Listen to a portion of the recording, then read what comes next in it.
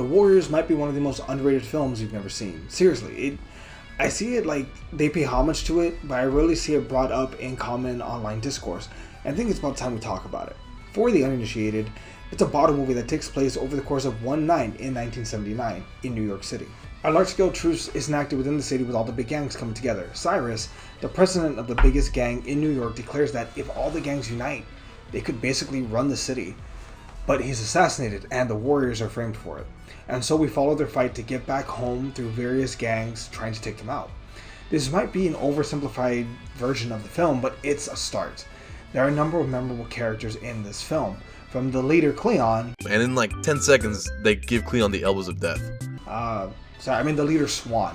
Like, that might be one of the only unfortunate things. So that Rockstar made a video game of the Warriors, and it does a lot of like pre-context heavy lifting before like the third act, which is basically the film, which makes you really like Ajax, Cleon, Swan, and the rest of the characters. The game fleshes out their characters so much more. The movie's really good, but I also recommend, if you like the movie, you will love the game. Anyway, side tangent stopped.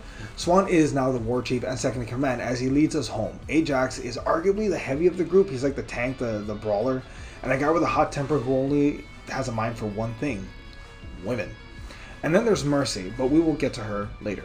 The movie begins with their journey making it back to the subways, where a bounty is placed on the Warriors by the Rifts. And right from the get-go, we have nail-biting sequences of our boys trying to outrun cars, trucks, and a lot of cops. One of the elements that really stuck out to me was the fact that there are a lot of unique designs for each gang.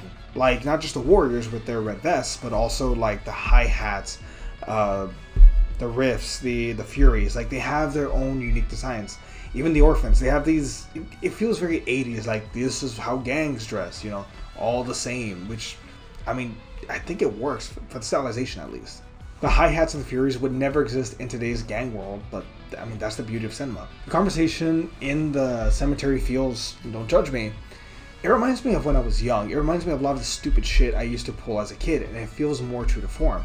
Mercy is a highlight of the film, as she is, on some level, a tragic figure who uses sex to get what she needs and what she wants. She wants a better life and is willing to use herself to get somewhere. There are various great fight scenes with the Warriors and various gangs in the subway and the Furies in the park. We see how desperate they are to get home. Now, this movie, you can argue, was very controversial because they say it glorified gang violence, but I would argue, as the movie goes, it really gives an old man vibe. Swan says towards the end, this is what we fought so hard to get back to. It's humbling to know that they nearly died multiple times and lost multiple friends just to get back to a place like Coney Island. No offense meant to the island, to the historic area, but like, is it worth death? Is it worth putting yourself out there this far? It seems like to me, Swan is realizing how stupid it is to go on this endeavor, and how this life may not be all it's cracked up to be. The film ends with the iconic scene of, Warriors. Play the clip. Warriors, come on to play! Thank you.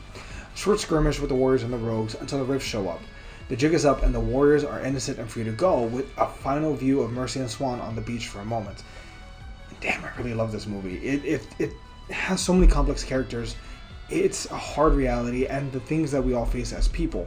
It's a film that feels timeless and relevant. It's a movie worth watching multiple times to fully understand all of the complex characters. If you want an official rating from me, I guess I would give it like an 8 out of 10. It is a very good film. I strongly recommend people.